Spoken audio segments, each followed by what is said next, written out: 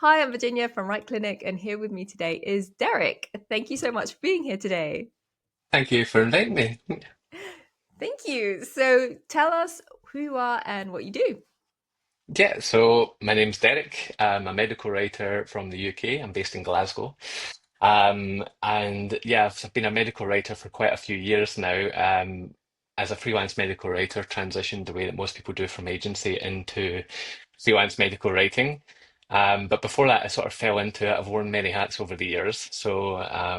Academic immunologist, into clinical trial management, into scientific writing. Before I ended up in an agency, and then transitioned over to a freelance role from there. So I've been doing that for about 2 years now, the freelance side. Awesome. And so, what was that transition like? So, how long were you doing all those other things before you decided to be a freelancer? I mean, I feel like I was an eternal student forever. So I was 11 years in university, and I'm actually doing another part-time university degree now because who wants free time? But I was an academic immunologist for years, and I was really the poster child for academia, intending to start my own lab, and go down that route. But I kind of fell out of love with academia after, for many reasons, the system, and I'd just been in it for so long, and decided it wasn't really right for me. So I was quite fortunate in the position that I was in, whereby the institute I was in allowed me to do a lot of scientific writing. So I basically worked as a scientific writer for the department for a number of years. Um, Quite enjoyed that, and that was primarily revolving around clinical trials. So from there, I went into clinical trial management for a while, which is one of those jobs that, for me at least, sounded better than it was actually doing the job. So quickly realised I didn't quite enjoy doing that, and came back into medical writing. Medical writing was a funny one. I think, like most people, no one intends to start their life, with aspirations to be a medical writer. We all sort of fall into the role. The first time someone asked me if I wanted to be a medical writer, my reply was, "What's a medical writer?" And it went from there. So I was in an agency for a few years. And then after a while in the agency, one of my friends, when I was considering moving on at one point, one of my friends just suggested to me, why don't you just start your own agency or go freelance? And I did that, and I've never looked back. So yeah, I've been in a scientific or medical writing now for 5 or 6 years, I would say. Brilliant. That is such a great story. I think it's so interesting that you think you're going down one path and then you kind Yeah. of end up somewhere else, but luckily it's been the right path for you and you seem Mm. to be enjoying what you're doing. So how did you find your first clients as a freelance medical writer? Um, it's actually a really funny story how I found my first client. So, as a freelance medical writer, finding clients is always quite difficult. It's one of these things that tends to snowball because when you start, obviously, no one knows who you are, no one knows your name, and it's quite difficult to think about how to get your name out there in sort of an effective way without just cold emailing a lot of people because oftentimes you don't have the work in a portfolio that you might be able to use to, send out and give examples of the types of work that you're able to do for potential clients. But my very first client actually came in an interesting way. I had applied for a job when I was considering leaving my agency a year before. And the person that I applied to the job for, I decided not to take that job, but they remembered me and had added me on LinkedIn and had noted that I'd gone freelance and recommended me to someone else. So my first freelance client actually came as a recommendation for a job I had turned down a year before. So that was my first role. And then from there, they were able to recommend me to other people. Um, by way of they had other companies they knew that were interested in support and they were happy with the work I'd done. Plus, I asked. I think that's a thing that a lot of people forget to do. There's no harm in saying, if you like the work that I've done for you, do you know anyone else who would be interested in the type of work I do? And I got quite a few leads off of that, and it just snowballs from there once people start to know your name and your presence in the industry.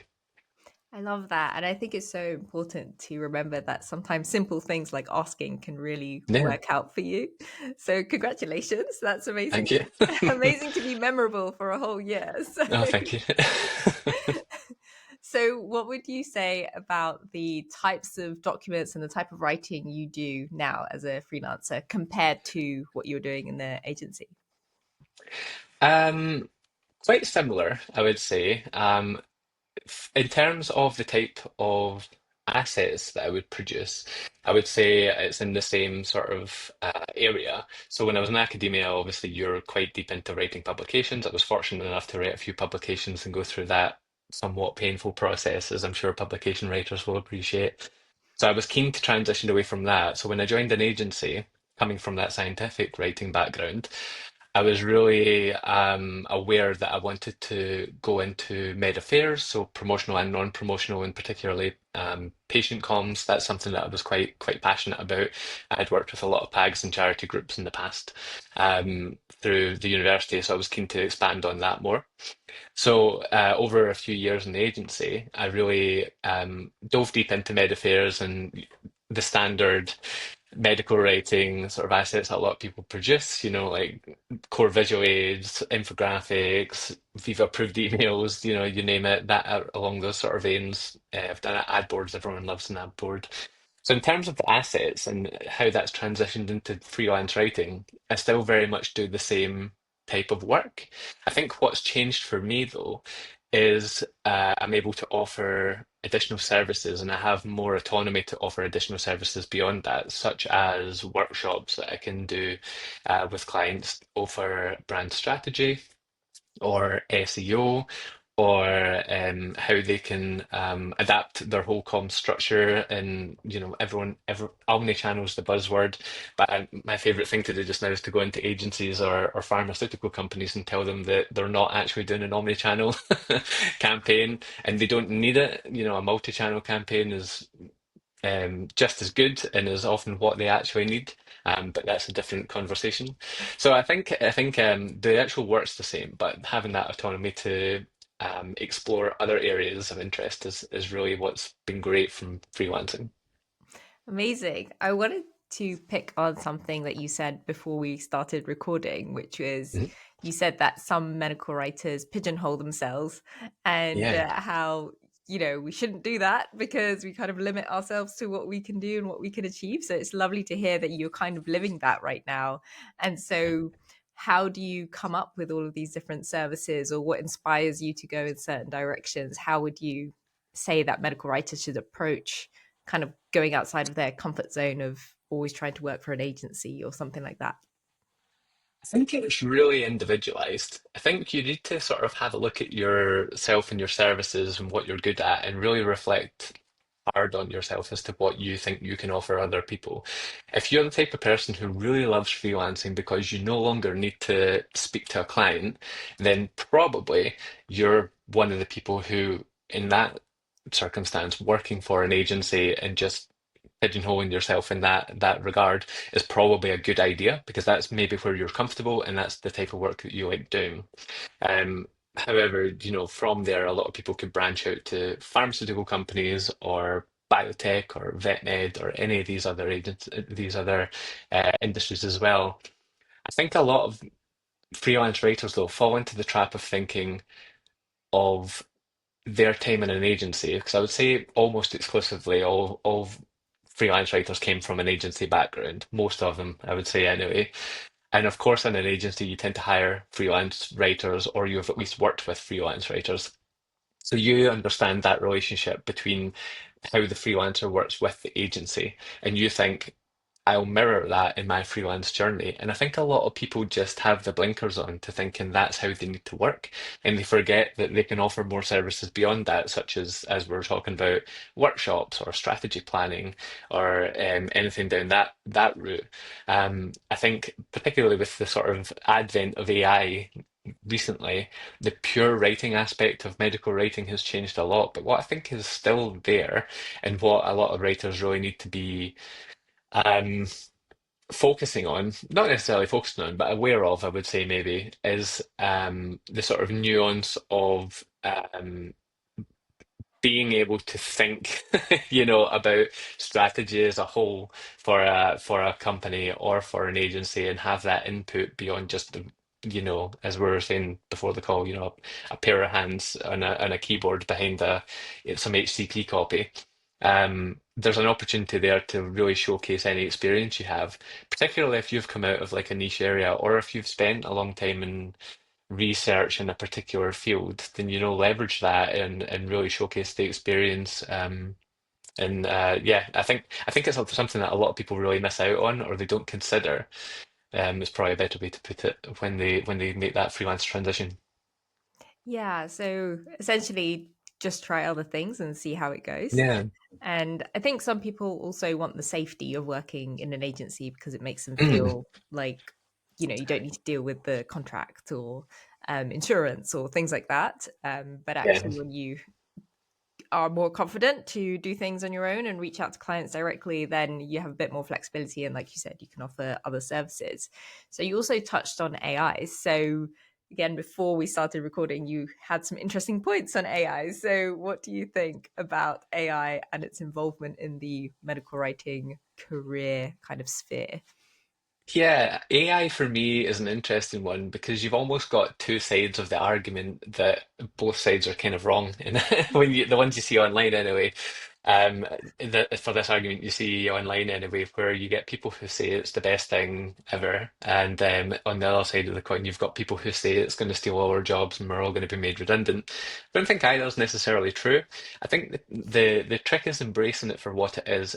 I think everyone should be aware that there will be certain aspects of your role that can be taken over by AI. So if it's like simple copy rewrites or anything like that, a brand manager with a reasonable understanding of the literature would be able to pull together at least a rough draft of something that would make sense from some of the language models or some of the AI models like ChatGPT, Claude, any of these, Perplexity even, although it's more research based. Um, so, for sure from that side, people are going to lose a bit of work. However, I think we're in an interesting time just now where a lot of companies don't know, pharma companies, I mean, and agencies, they don't really know how to deal with AI internally, so they don't have any policies on it either. So they aren't using it.